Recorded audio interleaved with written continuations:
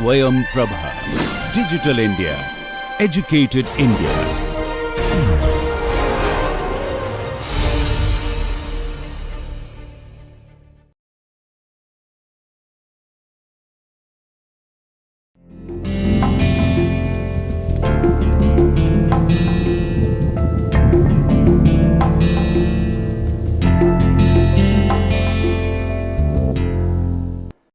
Dear learners,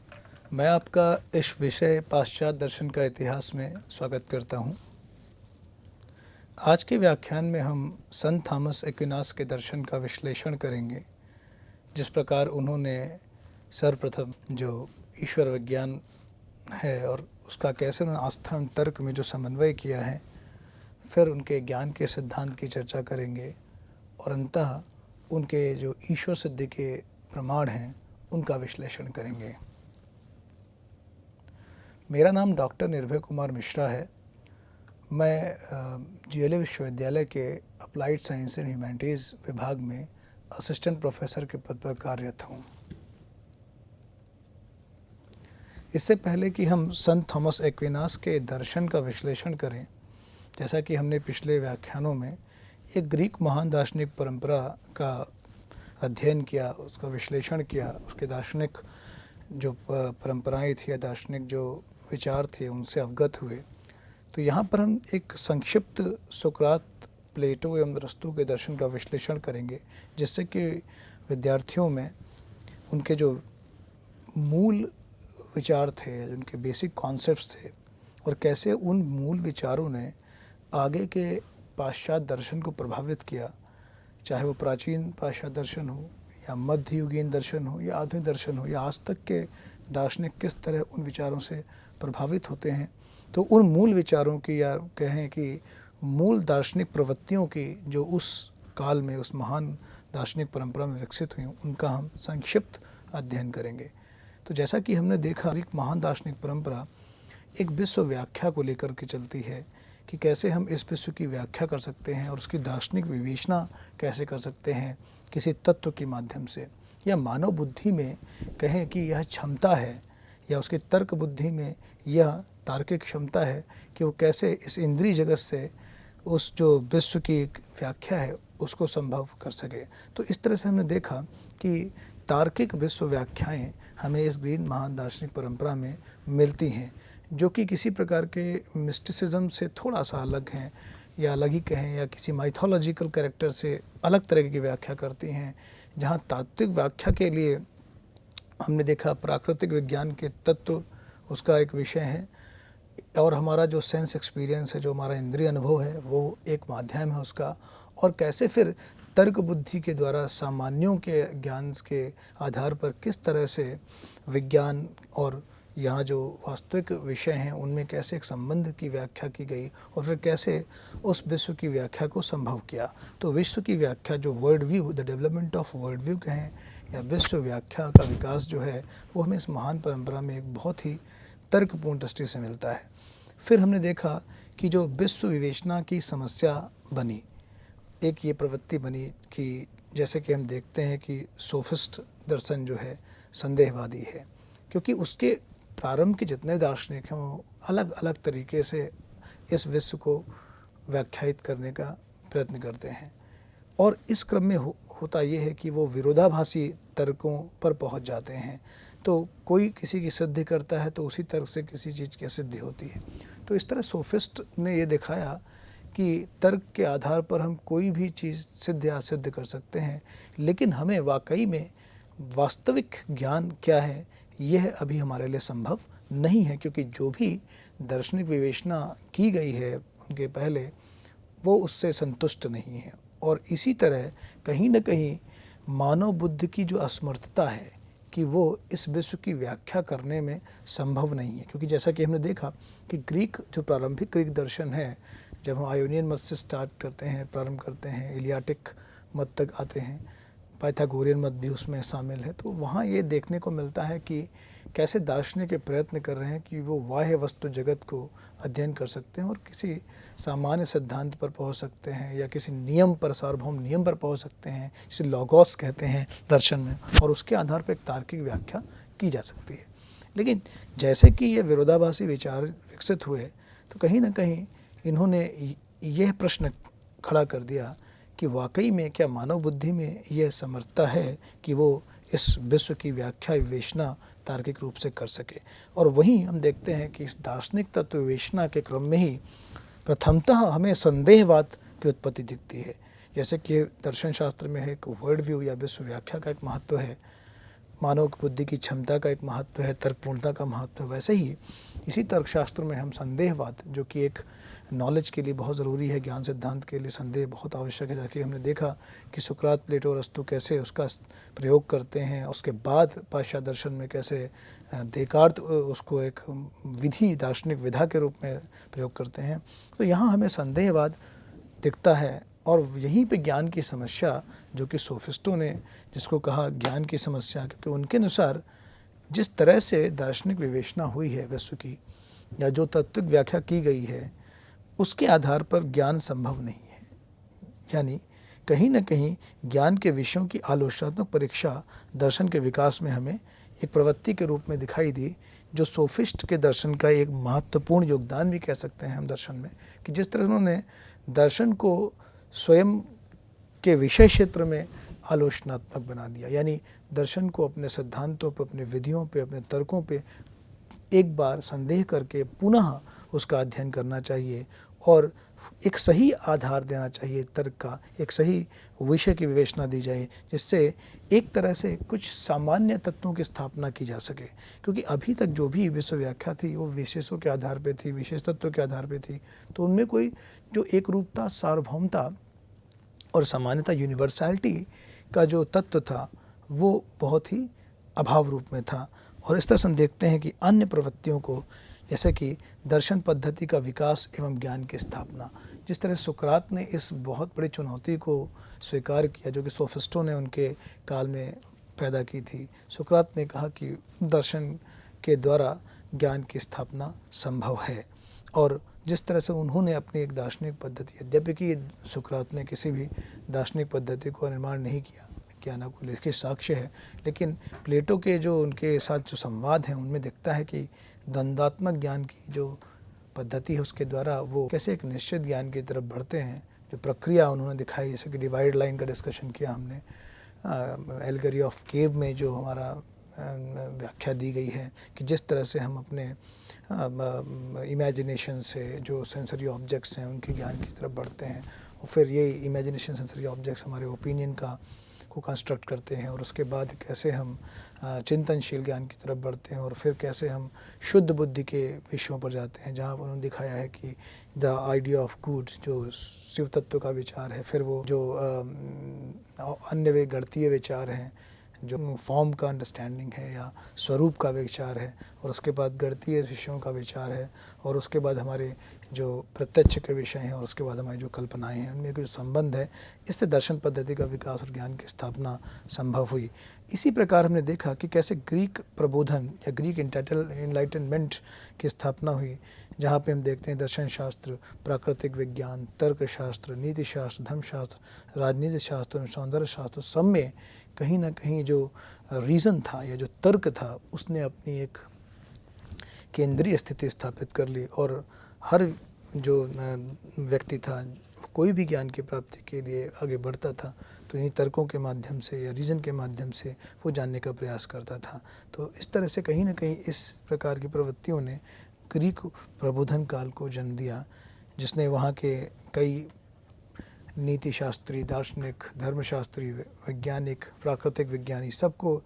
के लिए एक बहुत ही स्वर्ग जैसा स्थान बन गया, या सब ने वहाँ जाकर के अपनी शरण ली।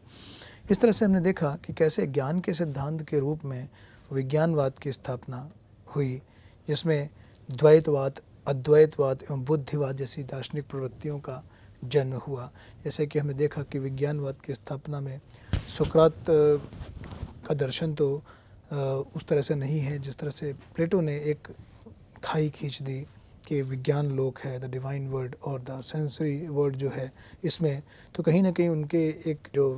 दार्शनिक व्याख्या थी उसमें एक द्वैतवाद की स्थापना हुई। हालांकि बाद में शिव तत्व के आधार पर, द आइडिया ऑफ गुड के आधार पर वो कहीं ना कहीं इसका जो द्वैतवाद है उसका निराकरण करने की कोशिश करते हैं, लेकिन कहीं न कहीं उन्होंने इस द्वैतवाद में जो बेसिक जो कॉन्सेप्ट था विज्ञान का, आइडिया का, उसको एकदम अलग मान लिया और विषय वस्तुओं की जो प्रतीति जिसे कहा, या जो हमारा अनुभव प्रतीति का विषय हो गया, तो इस तरह से एक बड़ी गहरी खाई इसमें बना दी, जिसको कि आगे चल कर के हमें देखा किस तरह से अरस्तू ने इस खाई को भर दिया और कहा कि इन दोनों में कोई भी अंतर नहीं है, केवल जो सामान्य है वो विशेषों में ही अंशूत है। अरस्तू ने नकारा कि फॉर्मलेस मैटर, मैटरलेस फॉर्म इस पूरे विश्व में कहीं भी वर्तमान नहीं है, कहीं विस्तृत नहीं है। तो इस तरह से हमने देखा कि व्यवहारिक जगत एवं परमार्थिक जगत की एक रूपता, द्रव्य एवं स्वरूप की एकता, विशिष्ट अद्वैतवाद जो कि हमें अरस्तू के दर्शन में दिखती है, ये सभी अगर इन सब प्रवृत्तियों को देखें, इस तरह के विकास को देखें पाश्चात्य दर्शन के इतिहास में, तो ये हमें ये समझने में काफ़ी आसानी देता है कि कैसे बाद में बुद्धिवाद, अनुभववाद या कांट के समन्वयवाद की स्थापना हुई, या कांट के विचारों में या हेगेल के विचारों में या डेविड ह्यूम के विचारों में, जो संदेहवाद है डेविड ह्यूम में, या जो बुद्धिवाद है देकार्त में, या जो संदेह की पद्धति है, तो इस तरह से ये मौलिक तरह से हम देखें तो सुकरात, प्लेटो, अरस्तू, ये तीन जो ग्रीन महान दार्शनिक हैं, इनके विचारों का एक बहुत ही बड़ा गहरा प्रभाव हमें पूरे पाश्चात्य दर्शन के ऐतिहासिक विकास क्रम में, उनके दार्शनिक विकास क्रम में हमें दिखता है। इसके बाद थोड़ी सी चर्चा हम करेंगे कि पोस्ट एरिस्टोटेलियन पीरियड या अरस्तू के बाद का जो दर्शन विकसित हुआ, उसमें हम देखते हैं कि एक हेलेनिस्टिक दर्शन देखते हैं, जिसमें हमें दो प्रकार के विचार मत देखते हैं। एक को हम कहते हैं स्टोइकवाद और एपिक्यूरियनवाद। इस तरह से हम देखते हैं कि स्टोइकवाद, एपिक्यूरियनवाद ने प्लेटो और अरस्तू के दर्शन की अपेक्षा वृहत जन स्वीकारता अर्जित कर ली, क्योंकि काफ़ी इन्होंने जो तर्क को इस विश्व जगत में एक बहुत ही अच्छी तरीके से इस्तेमाल किया, कि व्यवहारिक जगत की समस्याओं के निराकरण के लिए इस्तेमाल किया, तो कहीं ना कहीं इनकी जन स्वीकारता काफ़ी बढ़ गई। तो अन्य दार्शनिक विचार पद्धतियों की तरह हम इसमें भी देखते हैं कि जो इनके नैतिक मानदंड थे, उनके लिए एक तार्किक आधार व्यवस्था, और वो तार्किक आधार व्यवस्था नैतिक ज्ञान को इस तरह पुष्ट कर सकती थी कि उसके लिए एक तत्वमीमांसी व्यवस्था भी हो। तो इस तरह से हम समझ सकते थे कि कहीं ना कहीं इनके जो स्टोइक और जो एपिक्यूरियन का जो दर्शन था व्यवहारिक समस्याओं के निराकरण के लिए, जो इनकी नीति शास्त्र के विचार थे या नैतिक विचार थे, जिन्हें कह सकते हैं जो एथिक्स था, डेवलपमेंट ऑफ एथिक्स था, वो कहीं ना कहीं इनके एथिक्स को हम तीन तरह से कनेक्टेड देख सकते हैं। एक तो इनका अपना एक मेटाफिजिक्स है, जैसे हम तत्वमीमांसा बोलते हैं, तो इनकी मेटाफिजिक्स है, और फिर उनका एक नॉलेज है, और that has to be achieve through logic. तो कहीं ना कहीं जो लॉजिक है, तो तर्कशास्त्र, ज्ञान एवं तत्वमीमांसा तीनों के मेल से इनके दर्शन में जो नैतिक मानदंड हैं वो स्थापित हुए। तो अभी हम देखते हैं कि जैसे कि सर्वोच्च शुद्धता का अनुभव कराने के लिए विश्व ब्रह्मांड और सत्य का ज्ञान होना चाहिए, सोफिस्टों का काफ़ी प्रभाव पड़ा। उन्होंने भी एथिक्स को या नीति शास्त्र के विकास में ये सवाल खड़े किए कि क्या सही है, क्या गलत है, क्या अच्छा है, बुरा है, इसका हमें कोई वास्तविक ज्ञान नहीं, क्योंकि ज्ञान का ही वास्तविक ज्ञान नहीं है। जब तक ज्ञान की आधारशिला पुष्ट ना हो, जब तक ज्ञान वास्तविक निश्चित सार्वभौम में एक रूप ना हो, तब तक हम किसी प्रकार के नैतिक विचारों की चर्चा नहीं कर सकते। इसी प्रकार हम देखते हैं यहाँ पे कि स्टोइकवाद, एपिक्यूरियनवाद में भी एक विश्व ब्रह्मांड की व्याख्या है, और उसके आधार पर इनके मानदंडों की संरचना हुई है। जैसे कि हम देखते हैं कि इन्होंने सवाल किया कि सत्य क्या है, इसकी कसौटी क्या है, इसकी उत्पत्ति कैसे होती है, हमें सत्य ज्ञान का अनुभव कैसे होता है, इसके लिए हमें ज्ञान की कसौटी एवं मानदंड क्या है जिसमें सत्य, ज्ञान एवं भ्रांति में भेद कर सकें। तो इस तरह से दोनों ही दर्शन में हम देखते हैं कि इन्होंने कहीं ना कहीं सत्य पर प्रश्न किया है, उसके मानदंडों पर प्रश्न किया है, और उसका हमें अनुभव कैसे होता है इस पर भी प्रश्न किए हैं, और सत्य, ज्ञान और भ्रांति कैसे स्थापित हो या उसके मानदंड क्या हैं, इसके आधार क्या हैं, इन पे भी चर्चा की है। और इस आधार पर हम देखते हैं कि स्टोइक एपिक्यूरियनवाद अपने जीवन दर्शन का विश्लेषण तर्कशास्त्र व तत्वमीमांसा के आधार पर तीन विषयों का उन्होंने विश्लेषण किया। पहला तर्कशास्त्र या ज्ञान का सिद्धांत, दूसरा तत्वमीमांसा या विश्व की व्याख्या, तीसरा आचारमूलक ज्ञान की व्याख्या, जैसे हम नीति शास्त्र कहते हैं। तो अब हम एक संक्षिप्त रूप में समझेंगे कैसे एपिक्यूरियनवाद अपने आप में इन तीनों का विश्लेषण करता है। तो एपिक्यूरियंस ने अपनी तत्वमीमांसा के लिए डेमोक्रिटस का जो परमाणुवाद था, जो विश्व व्याख्यात जैसे डेमोक्रिटस और ल्यूसिपस ने की थी, जो यंत्रवादी है, उसके आधार पर ये मानते हैं कि विश्व उद्देश्य विहीन है, यांत्रिक है, परमाणु श्रृंखला है। तो इन्होंने इसका आधार पर यह निष्कर्ष निकाले कि मनुष्य का जो भी अनुभव है इस विश्व में सीमित है, अनियत विश्व में जब तक उसका अस्तित्व है तभी तक वो सुख का आनंद ले सकता है और उसके बाद उसका कोई अस्तित्व नहीं है। तो इस तरह एपिक्यूरियन जो दर्शन था नीतिशास्त्र में, वो सुख और आनंद की तरफ आगे बढ़ा और उसने तर्कशास्त्र का उपयोग केवल सुख और परिष्कृत आनंद के लिए ही इस्तेमाल किया। कैसे वो तर्क जो है एक सुख के लिए आगे बढ़ाता है, आनंद को प्राप्त करा सकता है, इन आधारों पर वो आगे बढ़ा। इस तरह से हम देखते हैं कि इन्होंने एकदम उद्देश्यहीन यांत्रिक तत्वमीमांसा के आधार पर जो नीति शास्त्र का उद्देश्य वो मात्र सुख और आनंद का भोग है। स्टोइकवाद में हम इसके उलट एक व्याख्या देखते हैं, जैसे कि हमने सुकरात के दर्शन में, प्लेटो के दर्शन में या अरिस्टो के दर्शन में देखी, जो कि मानते हैं कि विश्व का जो है वो उद्देश्यपूर्ण है, शुभ व्यवस्था है, एक सामंजस्य है, एक रूपता है। ये देखते हैं कि ये पूर्ण एक जीवित ईश्वर की अभिव्यक्ति के रूप में देखते हैं। तो ये ईश्वर की अभिव्यक्ति के रूप में स्टोइकवाद ने इस विश्व को देखा है, जिसमें तर्कपूर्ण नियम विधान है। तो इस प्रकार जीवन का उद्देश्य सुख का भोग नहीं, बल्कि विश्व की व्यवस्था और इसको बनाए रखने के लिए सद्गुण, कर्तव्य एवं नियमों का पालन करना है। तो यहाँ हम देखते हैं दो विरोधाभासी नीतिशास्त्र विकसित होते हैं। एपिक्यूरियन जो सुखवादी, आनंद भोगवादी हैं, जिनके लिए विश्व केवल यंत्रवाद है, और इनमें हम देखते हैं कि कहीं ना कहीं भारतीय दर्शन और के जो चारवाक दर्शन है उसके आसपास इनका दर्शन हमें दिखाई देता है। और स्टोइकवादी उसी तरह से हमें जो कांटियन दर्शन, पाश्चात्य दर्शन विकसित हुआ, जिसमें कर्तव्य की अवधारणा है, जिसमें रीज़न को कैसे उन्होंने, तर्क को कैसे सेंस ऑफ ड्यूटी या कर्तव्य बोध की व्याख्या जो रीज़न के आधार पर की है, उसके आधार पर तो यहाँ हम इनमें दोनों में संबंध देख पाते हैं। अब हम आगे इस व्याख्यान में संत थॉमस एक्विनास के दर्शन का विश्लेषण करेंगे, जिनका जन्म 1225 ईस्वी में और अल्पकाल में ही इनकी मृत्यु 1274 ईस्वी में हो गई, 49 वर्ष की आयु में ही। संत थॉमस एक्विनास का जन्म नेपल्स राज्य के एक्विनो नगर में हुआ। इन्होंने अरस्तु के दर्शन एवं तर्कशास्त्र पर टीकाएँ रचनाएँ की, और इनके दर्शन पर हम स्पष्ट रूप से अरस्तु के दर्शन का और उनके जो गुरु रहे सेंट अगस्टाइन, उनके दर्शन का प्रभाव देखते हैं। वहीं इनके समकालीन संत अंसलेम का कुछ प्रभाव दिखता है, एवं जो अरबी दार्शनिकों ने जो व्याख्याएं की इस दर्शन में, तो उनका भी प्रभाव इनका जो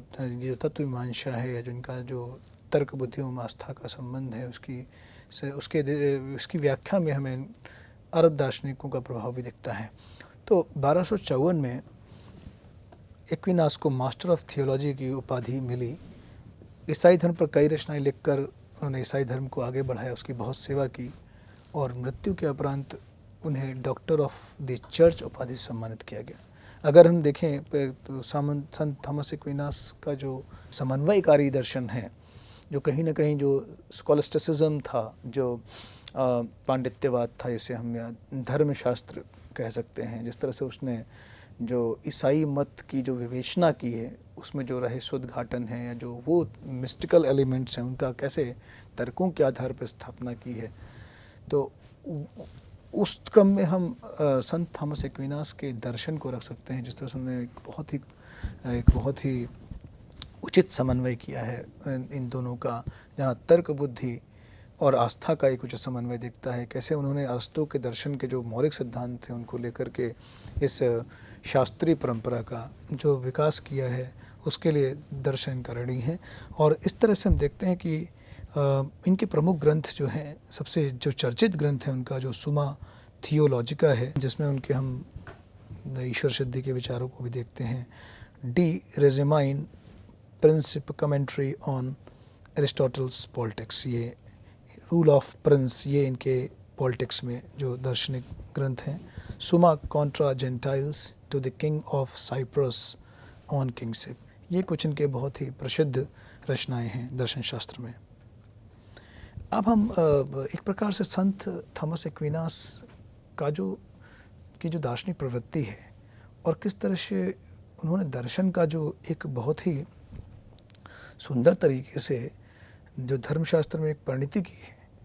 वो बहुत ही उल्लेखनीय है और उसका विश्लेषण अनिवार्य है। तो सबसे पहले जो संत थॉमस एक्विनास ये मानते हैं कि दर्शन जो है वो हमें तथ्य से ईश्वर तक ले आता है। यानी दर्शन में हम, जाहिर सी बात है, इस विश्व जगत की जब व्याख्या करते हैं अपने अनुभवों के आधार पर आगे बढ़ते हुए, जब हम तर्कों के आधार पर उस स्थिति पर पहुंचते हैं जहां एक ईश्वर होता है, जो जैसे अरस्तु के दर्शन में या प्लेटो के दर्शन में दिखाया है कि किस तरह वो सृष्टि की रचना करता है या कैसे वो इस सृष्टि में जो उद्देश्य है उसकी स्थापना करता है, इस सृष्टि का जो नियंता है या जो इस सृष्टि में एक गति कारक है जो उसका नियंत्रण करता है। तो इस तरह से तर्क बुद्धि का इस्तेमाल जब हम दर्शन में करते हैं तो हम तथ्य से ईश्वर की तरफ जाते हैं। यानी तथ्य के आधार पर धीरे धीरे हम इस तथ्य में जो कंटिजेंसी है, जो अनित्यता है, जो या अपूर्णता है, इसके क्रम में जैसे हम ईश्वर का बोध करते हैं। तो दर्शन इस तरह से ए पोस्टराई अनुभवों के आधार पर हम दर्शन के द्वारा, तर्क बुद्धि के द्वारा ईश्वर, तथ्य से ईश्वर की ओर जाते हैं। उसके उलट हम देखते हैं कि जो थियोलॉजी है, जिसे हम ईश्वर विज्ञान कहते हैं, वहाँ ईश्वर से तथ्य की ओर जाते हैं और जहाँ आस्था कई सारे विषयों का एक आधारभूत तत्व बन जाती है। बिना आस्था के इस तरह से हम ईश्वर का ज्ञान नहीं कर सकते, या बहुत सारे वो तथ्य जो तर्क बुद्धि के आधार पर जिनकी विवेचना संभव नहीं है, उसके लिए आस्था एक मूल आधार बनती है। और बिना आस्था में विश्वास किए हुए हम उन तथ्यों को, उन विचारों को जो कि थियोलॉजी में हैं, जिसके माध्यम से हम ईश्वर को समझते हैं, उसकी रचना को समझते हैं, उसके नियमों को समझते हैं, हम नहीं समझ सकते। तो ये दो तरह की विधियां हैं। एक को हम ए प्रायराई भी कह सकते हैं और एक को ए पोस्टराई कह सकते हैं, क्योंकि पहले से ही जो निहित है उसके क्रम को हम धीरे धीरे समझते हैं। और यहाँ पे हम इंडक्टिव तरीके से, ये जो अगनात्मक तरीका है, अनुगमनात्मक तरीका है दर्शन में, उसके आधार पर ईश्वर समझते हैं। और यहाँ हम ईश्वर की सृष्टि के आधार पर सृष्टि की विवेचना जब करेंगे तो फिर वो निगमनात्मक हो जाएगी, या उसे हम ए प्रायराई भी कह सकते हैं। तो इस क्रम में हम आज इस व्याख्यान में संत थॉमस एक्विनास ने जो आस्था एवं तर्क बुद्धि का विश्लेषण किया है उसकी चर्चा करेंगे, फिर उनके ज्ञान के सिद्धांत को समझेंगे और अंततः इस व्याख्यान में उनके ईश्वर सिद्धि के प्रमाणों की चर्चा करेंगे। वैसे तो उनके इन तीनों ही सिद्धांतों में हमने देखा कि जो मध्य स्कॉलिस्टिसिज्म है उसकी चर्चा करेंगे। इस पर अरस्तु का बहुत ही गहरा प्रभाव है और उनके समकालीन दार्शनिकों का, उनके गुरु अगस्टीन का भी। तो इससे पहले कि हम आगे बढ़ें, जैसा कि हम देखते हैं कि संत थॉमस एक्विनास का जो दर्शन है उसमें कहीं ना कहीं धर्मशास्त्र में एक दर्शन की जो परिणति हुई है, जो कल्मिनेशन दिखता है, उसकी चर्चा थोड़ी ज़रूरी है। इनकी प्रवृत्ति को समझना ज़रूरी है। तो जैसे कि स्कॉलिस्टिसिज्म को हम समझते हैं, शुरुआत में इसे हम कभी शास्त्रीय रूढ़िवादिता या विद्यानुरागी लोगों को या पांडित्य लोगों को स्कॉलिस्टिक बोलते थे, या स्कॉलिस्टिक वो लोग भी थे जिन्होंने ज्यामिति, व्याकरण, गायन या गणित इन सब का अध्ययन करते थे। या अंततः हमने देखा कि ये काफ़ी सम्माननीय पद था स्कॉलिस्टिक्स होना, क्योंकि ये किसी न किसी क्षेत्र में, या दर्शन हो या विज्ञान क्षेत्र का कोई ज्ञानी पुरुष होता था। थॉमिस्टिक फिलॉसफी जो कि एक्विनास ने विकसित की, ने इस मत को पुनः स्थापित किया, क्योंकि बाद में स्कॉलिस्टिसिज्म काफ़ी वितंडावादी या इस तरह से इसका जो सम्मान था वो नहीं था, लेकिन थॉमस एक्विनास के दर्शन ने इसे पुनः स्थापित किया। बहुत से समकालीन लेखक अपने दर्शन को न्यू स्कॉलिस्टिसिज्म के रूप में प्रस्तुत करने में सम्मान महसूस करते हैं। अब हम देखेंगे कि वाकई में जो स्कॉलिस्टिसिज्म है, या जो शास्त्रीय धर्मशास्त्र है, जिसमें कहीं ना कहीं इसको हमें देखना पड़ेगा कि स्कॉलिस्टिसिज्म ने कैसे, एक तरफ तो इसने ईसाई मत में जो ईश्वर है और उसकी जो सृष्टि है उसका कैसे रहस्योद्घाटन किया है, फिर कहीं ना कहीं वो जो रेवोल्यूशन है, वो जो रहस्योद्घाटन है, उसको मानव बुद्धि में कैसे समझा जाए या उसके द्वारा कैसे समझाए जाए, तो उसके लिए हमें तर्क और दर्शन की आवश्यकता है, उन तत्वों को समझने के लिए जिनको समानता हम समझ नहीं सकते। तो जो स्कूलिसिज्म है उसने कहीं ना कहीं अरस्तू के दर्शन को बहुत ही बेहतर ढंग से प्रयोग किया है अपने जो ईसाई मत के जो धार्मिक विज्ञान की व्याख्याएं हैं उनको करने में, और जहां उसे ये लगा कि ये अरस्तू के विचार उसकी जो जो मान्यताएं हैं उनको पुष्ट करते हैं, उनको वैसे का वैसे ही उन्होंने ग्रहण कर लिया, और जहां कुछ ज़रा सा विरोध या अलग पढ़ते विचार दिखे तो उन्होंने कहीं ना कहीं अपने जो उनका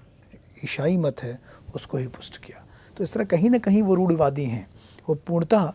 दार्शनिक तत्वों के लेकर नहीं बढ़ सकते या शुद्ध तर्क के आधार पर वो ये जो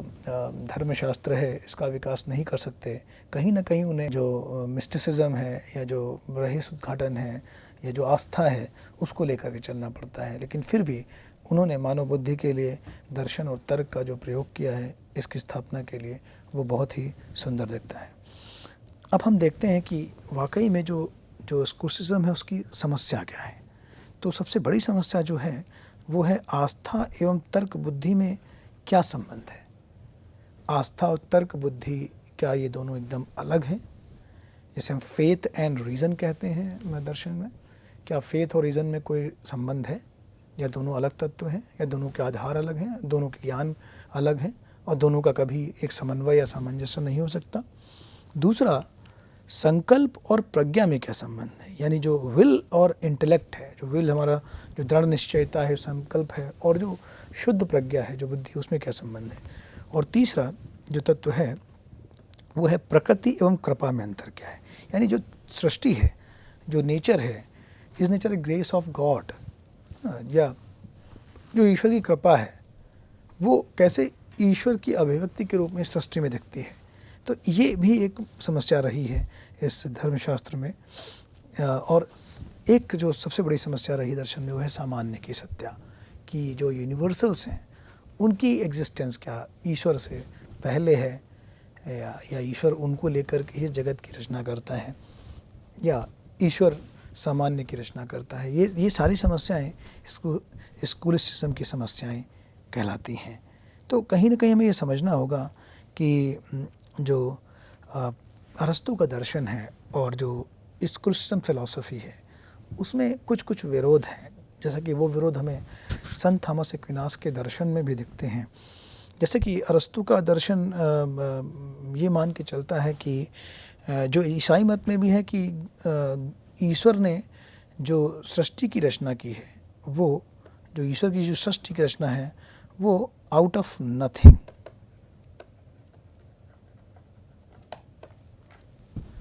आउट ऑफ नथिंग, तो जो नहीं है आउट ऑफ नथिंग से उसने की है। असत से सत की रचना जो है वो तार्किक रूप से किसी के भी बुद्धि में प्रवेश नहीं कर सकती। तो एक ये विचार, और दूसरा ये विचार जैसे कि अरस्तु ने एक डिवाइन सोल को तो माना, शिव तत्व को तो माना, लेकिन वो व्यक्ति की जो अमरता है, जो उसकी व्यक्तिगत अमरता है उसको नहीं मानते, लेकिन ईसाई मत में या स्कूलिसिज्म में इसको हम देखते हैं। तो इस तरह से हमें ये समझना होगा कि जो धर्मशास्त्र है उसने अरस्तु के दर्शन का प्रयोग तो किया मध्य युग में, एक्विनास ने भी उसका बहुत सुंदर समन्वय किया, लेकिन वहाँ तक जहाँ तक तर्क बुद्धि के आधार पर इसकी एक स्पष्ट विवेचना हो सकती है या सुस्पष्ट सुव्यवस्थित विवेचना की जा सकती है, और जहाँ ये तर्क से संभव नहीं है वहाँ उन्होंने अपने जो ऑफिशियल व्यूज़ थे उनकी स्थापना की है, या जो मूल मत हैं उनके साथ कोई छेड़छाड़ नहीं की है। इस क्रम में हम ये भी समझ सकते हैं कि कहीं ना कहीं जो थॉमस एक्विनास का दर्शन है वो एक तरफ जहाँ अरस्तु के दार्शनिक विचारों को ग्रहण करके तत्व मीमांसा, ज्ञान के सिद्धांत एवं ईश्वर सिद्धि के प्रमाणों की चर्चा करता है, लेकिन उन पर कोई भी आक्षेप नहीं हो सकता, इसीलिए उन्हें डॉक्टर ऑफ द चर्च की उपाधि भी मिली। उन पर कोई भी आक्षेप नहीं हो सकते, कहीं उन्होंने जो स्कूलिसिज्म के मौलिक विचार हैं उनके साथ कोई छेड़छाड़ की हो या उनकी ऑर्थोडॉक्सी के साथ कोई छेड़छाड़ की हो, दर्शन शास्त्र तर्कशास्त्र को एक और वृहद स्थान देने के लिए। तो एक सुंदर समन्वय दिखता है इन दर्शन में। अब हम बात करेंगे कैसे संत थॉमस एक्विनास आस्था एवं तर्क बुद्धि की विवेचना करते हैं और उसमें अंतर कैसे करते हैं। तो संत थॉमस एक्विनास के पहले तर्क बुद्धि आस्था की अधीनस्थ थी। अगर हम एक्विनास के पहले की काल की बात करें तो ये जो बुद्धि थी, तर्क बुद्धि, उसे आस्था का अधीनस्थ कहा गया और इसका उद्देश्य रहस्य उद्घाटन, सत्य की विवेचना करना था, तार्किक विवेचना करना था। यानी इसकी सत्य की एक तार्किक विवेचना करना ही जो तर्क बुद्धि का कार्य था। यानी जो आस्था के साथ ये एक और फैकल्टी से दे सकते हैं जिसने आस्था की जो के आधार पर जो विवेचनाएँ की हैं, रहस्य और सत्य की विवेचनाएँ करना ऐसा कार्य था। मध्यमवादी मतों में हम देखते हैं कुछ ऐसे विचारक दार्शनिक रहे हैं जो आस्था तर्क बुद्धि को लेकर अतिवादी नहीं है। वो ये नहीं मानते कि आस्था तर्क के अधीनस्थ है या तर्क जो है आस्था के अधीनस्थ है, या हम कहें तर्क व विश्वास, जिसे विश्वास कहते हैं, बिलीफ। तो अतिवादी ये कह सकते हैं कि तर्क सर्वोपरि है, तर्क के आधार पर ही विश्वास होता है, या कुछ लोग कह सकते हैं कि फेथ इज़ प्राइमरी, उसी के आधार पर हम रीज़न को समझ सकते हैं। तो इस तरह के विचार हैं। लेकिन जब मध्यमवादी तर्कों की हम विश्लेषण करते हैं तो हम देखते हैं कि वो अतिवादी नहीं है। उन्होंने ये देखा कि यदि तर्क बुद्धि का उचित प्रयोग किया जाए तो इन दोनों में कोई विरोध नहीं है, यानी आस्था और तर्क बुद्धि में कोई विरोध नहीं है। दोनों एक दूसरे के लिए ज्ञान को सरल बनाते हैं और कई ऐसे तत्वों को जिनको शुद्ध तर्क बुद्धि पे नहीं समझा सकता, आस्था के आधार पर उनकी तार्किक विवेचना संभव है। इस बात को हम समझ पाते हैं। इसी क्रम में हम सेंट अंसलम अपने गुरु ऑगस्टाइन से सहमत हैं। तो सेंट अंसलम भी इसमें देखते हैं, वो भी ऑगस्टाइन सहमत हैं। उनका मानना था कि क्रेडो अट इंटेलिजेम, I believe in order that I understand. मैं विश्वास करता हूँ जिस तथ्य को मैं समझ सकता हूँ। I can have faith in any knowledge which I can reasonably understand. यानी मैं उस हर एक ज्ञान में विश्वास करता हूँ जिसके लिए मेरे पास एक तार्किक समझ है या तर्क के आधार पर इसको मैं समझ सकता हूँ। इस क्रम में उनका मानना है कि जितने भी ईसाई मत के विचार हैं उनको हम न तो सिद्ध कर सकते हैं, ना सिद्ध कर सकते हैं, लेकिन जिस रूप में वो हैं, जिस रूप में उनकी व्याख्या दिखती है, उसमें तर्कपूर्णता को समझा सकता है या तर्कपूर्णता के आधार पर उनको समझा सकता है। जैसे ऐसे कई विचार हैं, जैसे द ट्रिनिटी, ओरिजिनल सिन, इनकी चर्चा आगे करेंगे इस व्याख्यान में। तो आगे संत थॉमस एक्विनास के अनुसार आस्था सृष्टिकर्ता द्वारा दिया गया एक उपहार है, जैसे गॉड गिफ्ट, मनुष्य के स्वभाव को जो संपूर्ण बनाता है। यानी मात्र तर्क बुद्धि से ही मानव का स्वभाव संपूर्ण नहीं हो सकता। ये बड़ा ही एक दार्शनिक तथ्य है इसमें। वो ये है कि जो मनुष्य को जो संपूर्णता को समझना है या संपूर्णता या परफेक्टनेस या द आइडिया ऑफ गुड को समझना है, वो तर्क से नहीं हो सकता। यानी तर्क मात्र के आधार पर मनुष्य का स्वभाव संपूर्ण नहीं हो सकता। उसमें कहीं न कहीं आस्था का तत्व होना ज़रूरी है। अन्यथा बिना आस्था के जो मानव स्वभाव है वो बहुत ही फिनिट होगा, जिसे हम कह सकते हैं बहुत सीमित सा दिखेगा। बिना ईश्वर में आस्था या आस्था के मानव बहुत से ऐसे तथ्यों को, ऐसे विचारों को, ऐसे रहस्यों को नहीं जान सकता और इस तरह से वो उसका ज्ञान बहुत सीमित ज्ञान हो जाएगा या उसका व्यवहार बहुत सीमित होगा। इसलिए मनुष्य के सीमित प्रभाव का एक अलौकिक लक्ष्य है। यानी मनुष्य में जो सीमितता है, जो फिनिटनेस है, उसका एक अलौकिक लक्ष्य है, एक उद्देश्य भी है।